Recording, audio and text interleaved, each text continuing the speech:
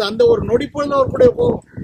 ஜாதி சண்டை, சமூக சண்டை, கோவில்ல பிரச்சனைகள், ஒருத்தர் சண்டை போட்டுக்கிறது, அப்ப தொடர் சங்கிலியா மாறிட்டு போயிட்டே இருக்குது. இப்ப இன்னைக்கு நியூஸ் பாத்தீங்கன்னா ஏதாவது ஒரு நியூஸ்ல ஒரு நாளாவது வெட்டு குத்து கொலைலாம் வருதா? வரவே கிடையாது. எந்த நியூஸ் நீங்க எந்த சேனலை பார்த்தாலும் சரி, இங்க இவர் கள்ளக்காதனை வெட்டிட்டு ஜெயிலுக்கு போறாங்க, அங்க புருஷன் மகனை வெட்டினா, அப்பனை புள்ள வெட்டினா, இப்படியே தான் வந்துட்டு இருக்க தவிர இதுல அடிப்படை காரணம் அந்த கோபம்னு சொல்லணும். அதனாலதான் எதை கட்டுப்படுத்த முடியுதோ இல்லையோ கோபத்தை கட்டுப்படுத்துங்கன்னு திருவள்ளுவர் சொல்லுங்க.